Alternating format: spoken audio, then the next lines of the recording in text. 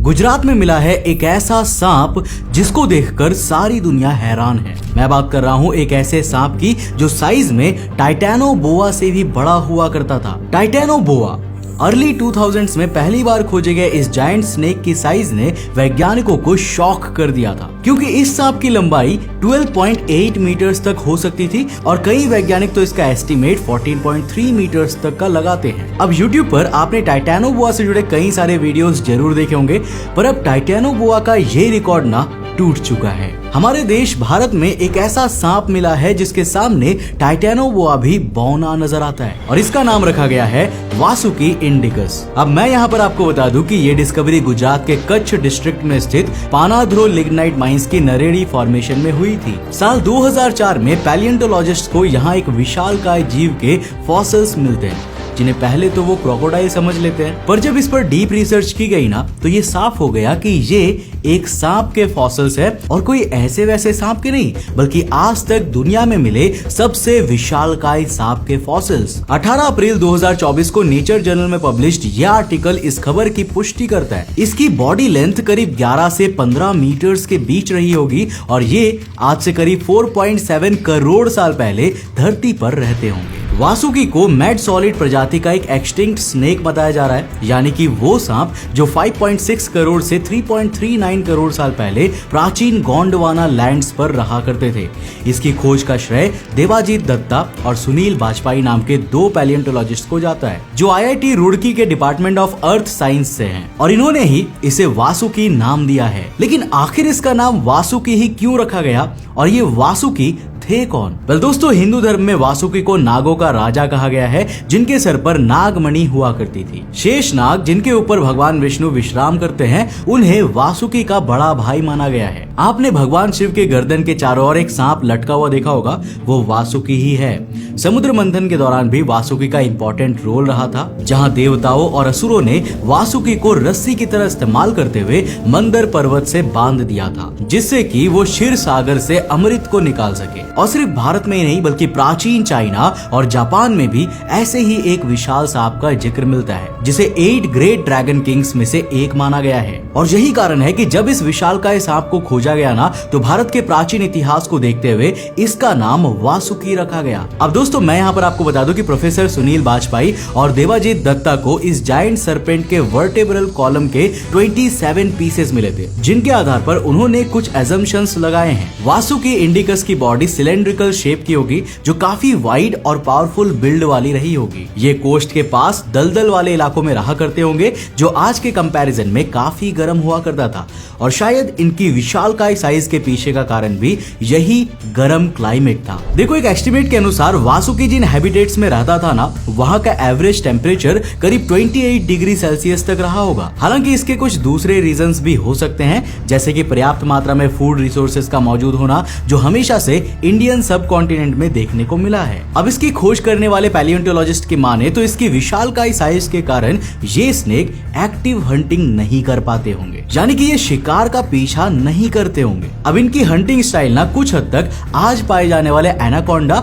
और दूसरे पाइथन्स की तरह होगी। ऐसे जीव एक जगह पर अपनी बॉडी को कॉइल बनाकर बैठ जाते हैं और फिर जैसे ही कोई शिकार उनकी रेंज में होता है तो वो उसको दबोच कर अपनी बॉडी में उसको पूरी तरह जकड़ लेते हैं, जिससे कि कुछ ही समय में शिकार की सांसें रुक जाती है और फिर ये सांप उन्हें निगल लेते हैं। वासुकी इंडिकस के शिकार करने का तरीका भी शायद कुछ ऐसा ही रहा होगा। लेकिन आखिर इस विशालकाय जीव का शिकार होता कौन होगा? वेल, इस खोज से जुड़े वैज्ञानिक वासुकी इंडिकस के शिकार के बारे में प्रीसियस इंफॉर्मेशन तो नहीं दे पाए हैं, लेकिन ऐसा माना जा रहा है कि ये ray fish, bony fish, turtles, crocodiles और प्रिमिटिव वेल्स का शिकार किया करते थे। ठीक है भाई, मान लिया कि वासुकी इंडिकस बहुत विशाल होते थे, पर वेल्स का एवरेज साइज तो 24 मीटर्स तक होता है ना, और आज तक की डिस्कवर्ड लार्जेस्ट ब्लू व्हेल तो 33.5 मीटर्स लंबी थी। तो फिर सवाल ये आता है कि आखिर वासुकी इंडिकस एक व्हेल का शिकार कैसे कर सकता है? वेल, इसका जवाब छिपा हुआ है एवोल्यूशन के अंदर। दोस्तों, जरा इस फोटो को देखो। पहली नजर में ये आपको डॉग और स्क्विरल का कॉम्बिनेशन लग रहा होगा, पर व्हाट इफ मैं कहूँ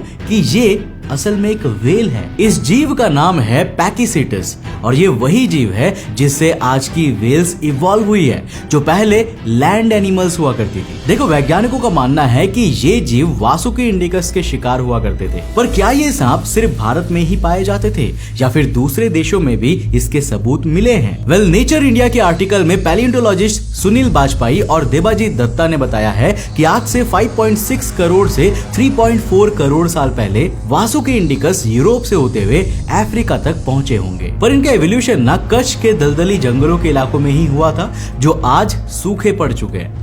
लेकिन अब सवाल उठता है कि भाई हम एक सांप के पीछे इतना क्यों परेशान हैं? आखिर इस सांप के खोज में ऐसा क्या छिपा हुआ है? कहने का मतलब यह है कि चलो मान लेते हैं कि आज से 4.7 करोड़ साल पहले वासुकी इंडिकस नाम का एक विशालकाय सांप हुआ करता था, लेकिन आज तो वो नहीं है ना, और इसीलिए हमें इसके बारे में जानकर क्या ही करना है। तो भाई देखो, इस डिस्कवरी से हमें दो तरह से फायदे होते हैं। पहला फायदा तो ये है कि पैलियोंटोलॉजिस्ट इस डिस्कवरी की मदद से भारत के एंशिएंट इकोसिस्टम को बेहतर ढंग से जान पाएंगे और इससे हमें इंडियन सब कॉन्टिनेंट में स्नेक्स के एवोल्यूशन को स्टडी करने में भी काफी हेल्प मिलने वाली है। इनफैक्ट भारत ही नहीं, पूरी दुनिया इस डिस्कवरी पर नजर गड़ाए बैठी है और वो भी वासुकी इंडिकस के बारे में जानना चाहती है, क्योंकि ये हमारी पृथ्वी की एवोल्यूशनरी हिस्ट्री का एक अहम हिस्सा है। सबूत है द गार्जियन में पब्लिश्ड ये आर्टिकल, जहां वासुकी इंडिकस की स्टडी को डिटेल में कवर किया गया है। Scientific American, Israeli new portal Haaretz, BBC wildlife लाइफ मैगजीन, CNN, नॉर्थ अफ्रीकन न्यूज और ऐसे ही कई फॉरेन मीडिया हाउसेस ने